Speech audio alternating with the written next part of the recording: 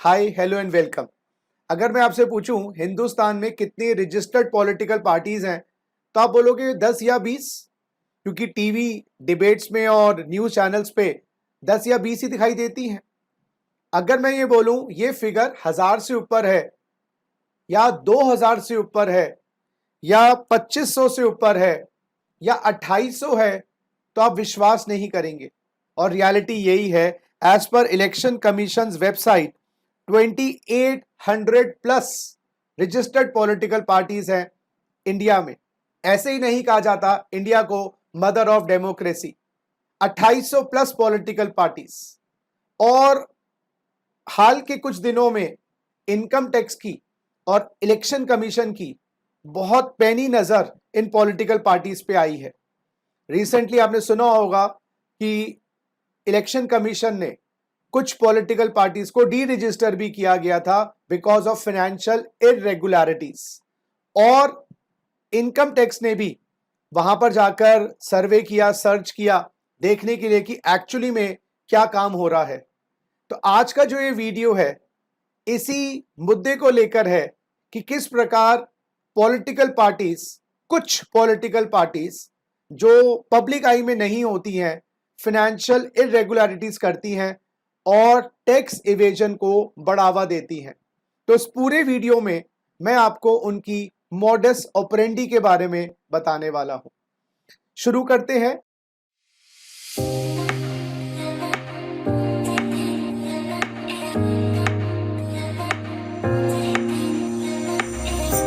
और before I tell you the exact modus operandi, कुछ income tax के sections की बारे में आपको पता होना चाहिए। इनकम टैक्स एक्ट में सेक्शन 80 जीजीबी और जीजीसी है। ये दोनों सेक्शंस डिडक्शंस प्रोवाइड करते हैं असेसी को ग्रॉस टोटल इनकम से। और दोनों ही सेक्शंस में 100% डिडक्शन है कंट्रीब्यूशन की, योगदान की, डोनेशन की, जो रजिस्टर्ड पॉलिटिकल पार्टीज को दी जाती है। और रजिस्टर्ड पॉलिटिकल पार्टीज का मतलब है section 29A of the representation of people act 1951। तो सरल शब्दों में बोला जाए, जीजीबी और जीजीसी में कंट्रीब्यूशन अगर आप करते हैं, रजिस्टर्ड पॉलिटिकल पार्टी को 100% डिडक्शन मिलती है विदाउट एनी लिमिट। 10 लाख देते हैं, 10,000 देते हैं, 1 करोड़ देते हैं, पूरी डिडक्शन मिलेगी। और एक बात और ध्यान दीजिएगा, जीजीबी इंडियन कंपनीज के लिए है। GGB is for Indian companies, private हो पब्लिक हो कोई फर्क नहीं पड़ता। और जीजीसी की जो डिडक्शन है ये नॉन इंडियन कंपनीज के लिए है, for you and me, individuals, partnership firms, limited liability partnerships, HUF. बस शर्त यह है पॉलिटिकल पार्टी रजिस्टर्ड हो section 29A of representation of people act. एक और सेक्शन है सेक्शन 13A, जो पॉलिटिकल पार्टीज की जो कंट्रीब्यूशन की इनकम है वो एग्जेम्प्ट कर देता है totally subject to certain conditions. वो कंडीशन सेक्शन 13A में है। तो मोटा मोटा 13A के अंदर पॉलिटिकल पार्टीज की कंट्रीब्यूशन की इनकम एग्जेम्प्ट है। उसके अलावा अलग अलग इनकम्स भी एग्जेम्प्ट है, क्योंकि आज की जो चर्चा है वो कंट्रीब्यूशन को लेकर है, तो मैं उसी पे फोकस कर रहा हूं। और रजिस्टर्ड पॉलिटिकल पार्टी जो section 29A of representation of peoples act में रजिस्टर्ड है, उनको फर्दर इलेक्शन कमीशन दो हिस्सों में डिवाइड करता है, रिकग्नाइज्ड और अनरिकग्नाइज्ड। है तो रजिस्टर्ड लेकिन रिकग्नाइज्ड और अनरिकग्नाइज्ड। रिकग्नाइज्ड पॉलिटिकल पार्टी, जो आपकी बड़ी बड़ी पॉलिटिकल पार्टी जो आपको नेशनल डिबेट्स में टीवी में दिखाई देती हैं, वो election symbol reservation and allotment order के अंदर 1968 के अंदर वो रिकग्नाइज की जाती है। रिकग्नाइज की जाती है जब वो स्टेट या नेशनल इलेक्शंस लड़ती है और उनका एक वोट शेयर पर्टिकुलर परसेंटेज से ऊपर होता है। अनरिकग्नाइज्ड रजिस्टर्ड पॉलिटिकल पार्टीज वो पॉलिटिकल पार्टीज हैं जो इलेक्शंस लड़ती नहीं है, रजिस्ट्रेशन करवा लिया। भैया अगर रजिस्ट्रेशन क्यों करवाए, इलेक्शन नहीं लड़ना है, या इलेक्शन लड़े लेकिन उनका वोट शेयर स्टेट इलेक्शंस में या नेशनल इलेक्शंस में एक परसेंटेज से नीचे है। तो जो पैनी नजर इलेक्शन कमीशन की और इनकम टैक्स वालों की है, वो ऐसी अनरिकग्नाइज्ड रजिस्टर्ड पॉलिटिकल पार्टीज हैं। है तो रजिस्टर्ड लेकिन अनरिकग्नाइज्ड हैं, या तो इलेक्शंस ही लड़ रहे हैं या उनका वोट शेयर स्टेट या नेशनल इलेक्शंस में लिमिट एक परसेंटेज से नीचे है। इन सेक्शंस को पढ़ने के बाद अब मैं आपको उनकी जो टैक्स इवेजन का जो उनका पूरी कहानी है उसको समझाता हूं। उसके लिए मैंने दो किरदार यहां पर मेन लिए हैं। एक तो हमारे मिस्टर चालबाज हैं, जिनकी एक कंपनी है चालबाज लिमिटेड, अच्छा खासा प्रॉफिट हुआ है उनको।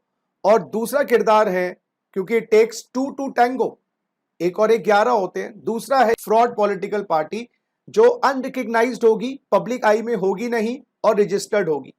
ये दोनों आपस में, जो मिस्टर चालबाज हैं और फ्रॉड पॉलिटिकल पार्टी के ऑफिस बियरर्स हैं, साठ घाट कर लेते हैं। ये कैसे मिस्टर चालबाज और फ्रॉड पॉलिटिकल पार्टी सेटअप करते हैं टैक्स एवेजन, जरा देखिए।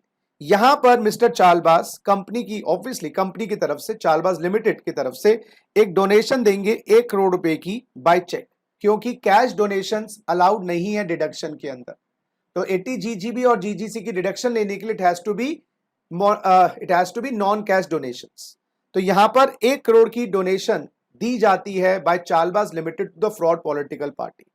और आपको पता होगा, इनकम टैक्स एक्ट में कंपनीज के ऊपर जनरल टैक्स रेट है 30% का, जनरल टैक्स रेट है 30% का, 4% का हेल्थ और एजुकेशन सेस है।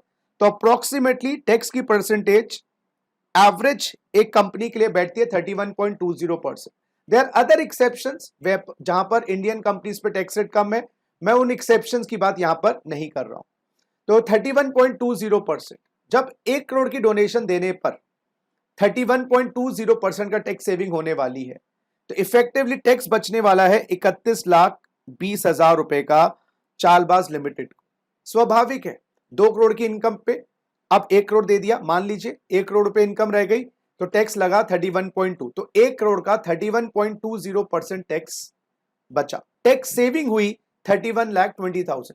आप बोलोगे सर पैसा भी तो दिया है ना 1 करोड़ रुपए, अगर सेविंग हो गई 31 लाख की तो क्या हुआ, 69 लाख का अप्रोक्सीमेटली गया। यहां पर ही आप भूल कर रहे हैं, ये एक छलावा है। ये एक्चुअल में डोनेशन दी तो गई है, लेकिन ये बदले में क्या होने वाला है जरा देखिए।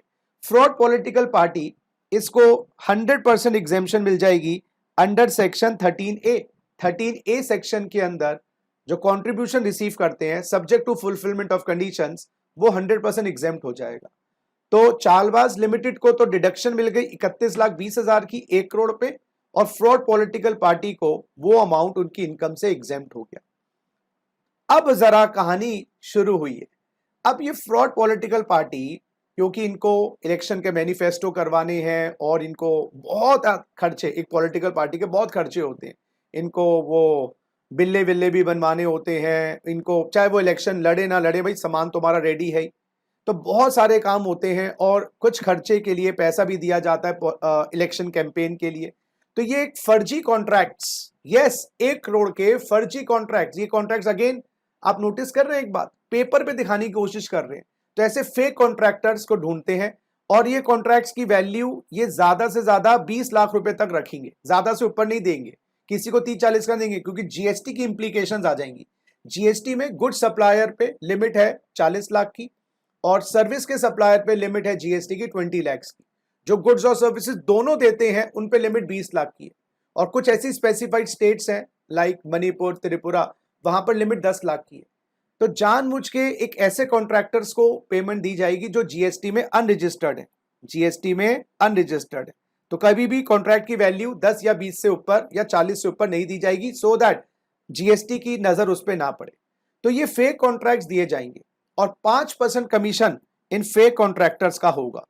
जैसे किसी को 10 लाख का चेक काट के दिया कॉन्ट्रैक्ट के लिए, 5% कॉन्ट्रैक्टर को बोलेंगे तेरे हैं, उसमें से 50,000 वो रोक लेगा, और 9.5 लाख रुपए वो कैश वापस कर देगा फ्रॉड पॉलिटिकल पार्टी को। तो ऐसे ही टोटलिटी में टोटल 1 करोड़ रुपए के ठेके बांटे जाएंगे, 5-5% कॉन्ट्रैक्टर रख लेंगे, और बदले में 95 लाख कैश में या ब्लैक में वापस आ जाएंगे। ये बात गवर्नमेंट को नहीं पता होगी, कि गवर्नमेंट को तो ये लगेगा ये जेन्युइन कॉन्ट्रैक्ट्स हैं, आगे भेजे गए हैं। बात समझ आ रही है? उसके बाद यहां पर ये जो 95 lakh cash fraud political party को रिसीव हुआ है, इसमें 10% मार्जिन पॉलिटिकल पार्टी का होगा। 1 करोड़ पे 10%, तो 10 लाख रुपए वो रोक लेंगे, और 85 लाख चालबाज लिमिटेड को 85 लाख वापस कर देंगे। सो गाइस, 31,20,000 की सेविंग हुई थी चालबाज लिमिटेड को, जिसमें से 15 लाख उनकी कॉस्ट है, क्योंकि 1 करोड़ दिया, 85 लाख उनको वापस मिला, 15 लाख रुपए इनकी कॉस्ट है, फिर भी 16,20,000 रुपए का उनको सेविंग हुई। इस कहानी के 3 मेन किरदार थे। पॉलिटिकल पार्टी को 10 लाख की कमाई हुई, कॉन्ट्रैक्टर्स को 5 लाख की कमाई हुई और चालबाज लिमिटेड को 16,20,000 की कमाई हुई। और गवर्नमेंट को जो चूना लगाया गया वो लगाया गया 31,20,000 का। ये काम को रोकने के लिए ही लास्ट कुछ सालों में इलेक्शन कमीशन ने कदम उठाए हैं और इनकम टैक्स सक्रिय हुआ है। इसी प्रकार से आगे भी मैं आपसे मिलता रहूंगा और आपको नई नई बातें समझाता रहूंगा टैक्स के संदर्भ में। और अगर आपकी कोई क्वेरीज हैं, कोई डाउट्स हैं, तो आप चैट बॉक्स में पक्का नीचे लिखिएगा। Take care, God bless you.